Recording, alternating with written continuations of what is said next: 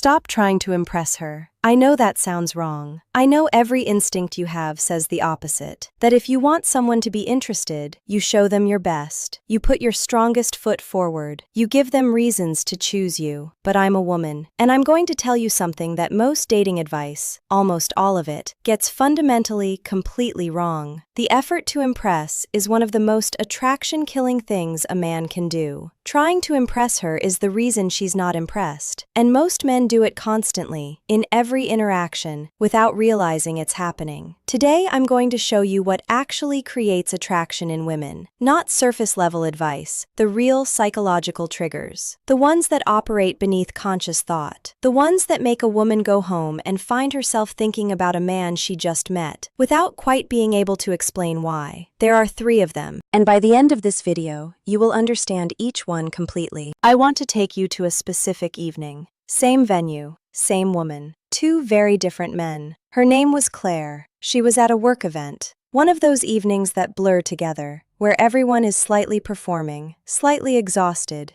doing the social math of who they need to talk to before they can leave. She was not expecting anything. The first man who started talking to her, his name was Ryan, had clearly decided this was his moment. He was charming in the practiced way that makes you feel like you're being worked rather than seen. Within 5 minutes, she knew his job title, his salary bracket, that he'd recently traveled to Japan, and that he had strong opinions about wine. He complimented her twice in the first 10 minutes. He paid for her drink before she'd asked for it. He laughed too readily at things she said. Ryan was performing attraction. She was watching the performance. And Claire liked Ryan well enough. He was pleasant. He was doing everything a man who wanted to impress someone would do, but she felt nothing. The second man she talked to that evening, briefly, almost accidentally, while they were both waiting for drinks, was named Noah. Noah asked her one question, just one, something genuine. He'd overheard something she said to someone else and was actually curious about it. And then he listened. Not in the way people listen when they're waiting to speak, but the kind of listening that makes the other person feel like what they're saying is actually interesting. When she finished, he didn't immediately respond with something about himself. He just thought about what she'd said for a moment. And then something she said made him laugh. A real laugh, not performed, not calculated. And because it was real, she laughed too. They talked for about 12 minutes. Then his friends called him over and he said, genuinely, not as a line, "It was really good to meet you." And he walked away. She thought about that 12-minute conversation for 3 days. She did not think about Ryan at all. 12 minutes, 3 days, no performance. What I'm about to tell you is grounded in research in evolutionary psychology and social neuroscience. And I want to explain it in a way that actually changes how you see attraction, not just gives you a technique. The fundamental mistake most men make, and Ryan made this mistake, is believing that female attraction is primarily triggered by impressive content, by what you have, what you've done, what you can offer. That's not what triggers initial attraction in women. She's not evaluating your resume, she's reading your nervous system. What actually triggers initial attraction is behavioral and energetic. It's the signals a man gives off about who he is at a deeper level than what he presents. Research by evolutionary psychologist David Buss shows that women evaluate potential partners across 2 dimensions. The first is resource acquisition potential. Yes, competence and capability matter. But the second dimension, and this is the one almost nobody talks about, is psychological fitness signals. Behavioral indicators that a man has a stable, secure internal world. Women read psychological fitness more than social performance. What are psychological fitness signals? Things like, how does he respond to social pressure? Does his sense of self shift based on my reaction? Does he need my approval to continue being himself? Is he the same person when I'm warm as when I'm testing him? These questions run through a woman's subconscious within minutes of interaction. She is not consciously asking them, but she is absolutely gathering data on them. And here is the critical insight. The behaviors that answer those questions positively are almost the opposite of the behaviors most men use when they're trying to impress someone. Trying to impress someone is, at its core, approval-seeking behavior. You are performing for a response, and a woman's subconscious registers that immediately, not as attractiveness, but as insecurity. As a man whose inner world depends on how she reacts, the performance is the problem, not the man underneath it. Noah didn't perform, Noah just existed, curious, present, genuine. And Claire's nervous system registered that as something rare, something worth thinking about. Before I give you the 3 things, I want to tell you about one more story. A woman named Maya came home from a party one night and could not stop talking about a man she'd met there for maybe 20 minutes. I asked her what he said that was so interesting. She thought about it for a moment. He didn't say anything that interesting, she said. But when he was talking to me, it was like he wasn't thinking about anyone else in the room. Not in a creepy way, just, all of it was with me. And then, she said, he disagreed with me about something. She paused. Not rudely, just, I said something, and he paused. And then he said, I actually think it's more like this, and he meant it. He wasn't performing disagreement, he just had a different view. And he said it like it was completely fine if I disagreed back. And then he left before I expected him to. His friend texted him and he said he had to go, but he said it like it was genuinely true. She paused again. I hate how attractive that was. That story stays with me because it captures all 3 things I'm about to give you. In real life, in one 20-minute conversation, he was fully present. He had an identity that didn't shift when she pushed against it. And he had somewhere to go.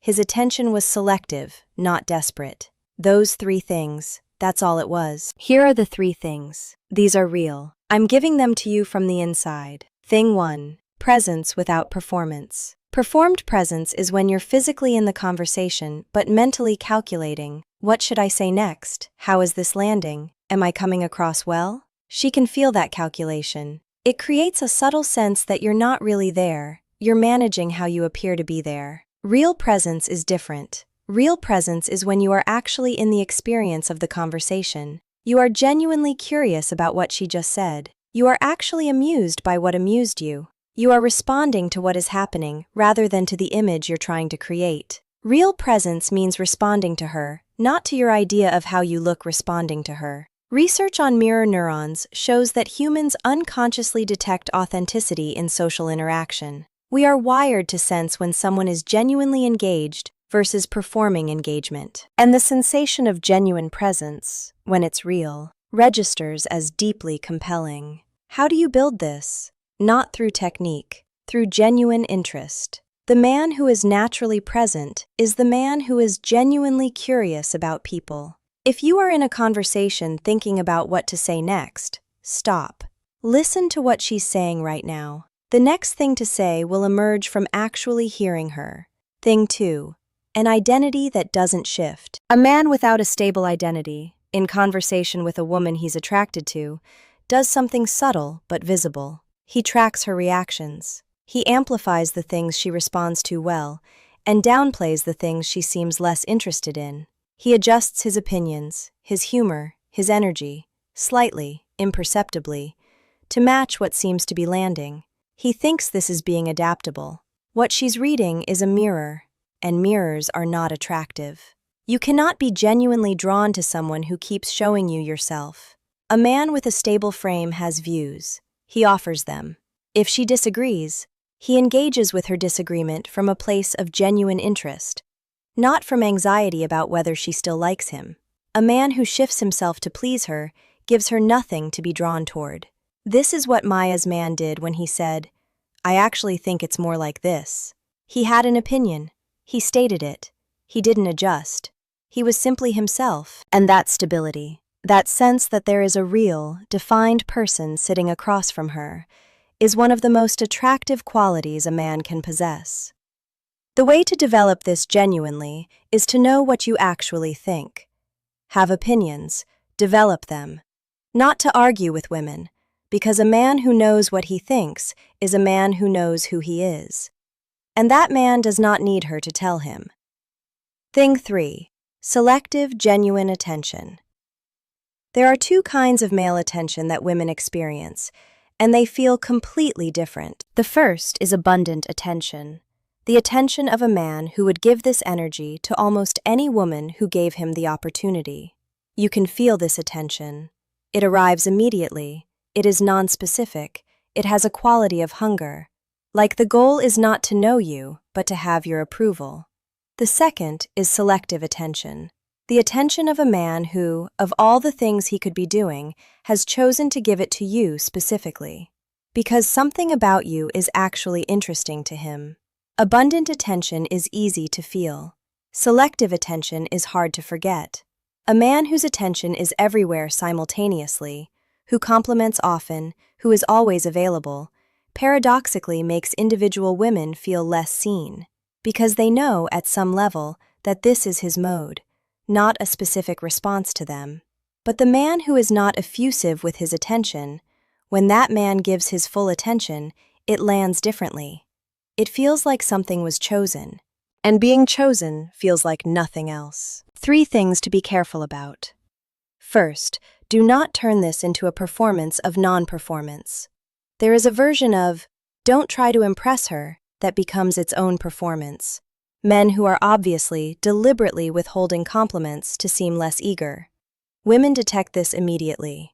It is more off-putting than straightforward enthusiasm. Performed indifference is just another form of people-pleasing. She knows. What I'm describing is not a technique. It is what you become when you are genuinely grounded in yourself. Second, warmth and groundedness are not opposites. I am not describing a cold, withholding man who keeps women at emotional arm's length. The most attractive version of this is a man who is warm, interested, and engaged, but whose warmth is grounded rather than performative, who laughs because something is actually funny, who stays because he actually wants to be there. The goal is not less engagement. The goal is more genuine engagement. Third, initial attraction is the door. Character is the house. Everything I've described today creates initial attraction. But what builds the kind of connection that actually matters, that deepens over time, is who you are when the attraction has settled and the daily reality begins.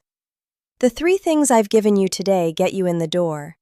Who you are consistently is what she stays for. Ryan did everything he was supposed to do. He showed up, he was charming, he demonstrated his worth, he made an effort. And Claire gave him her number to be polite because he'd been pleasant enough. Noah asked one real question, laughed when something was actually funny, said goodbye when he actually had to go, and Claire thought about him for 3 days. The difference between those 2 men has nothing to do with who was more impressive on paper. The difference was entirely internal. One of them knew who he was, and showed up as that person, without editing, without performing, without needing her response to confirm he was worth being. The man who doesn't need her to confirm him is the man she can't stop thinking about. That man is not a product of technique. He is a product of investment in himself, in knowing what he thinks, in having a life that is full enough that he doesn't need any one interaction to complete it. That is what I want for you, not a better performance, a fuller life. Because that man doesn't have to try to attract women. He simply has to show up. Drop a comment. Tell me which of the 3 you need to work on most. Be honest. I'll respond. And subscribe, because tomorrow we're going into one of the most fascinating topics in attraction psychology, the neuroscience of why certain men live in a woman's head for days after a single conversation, and the specific things they all do differently.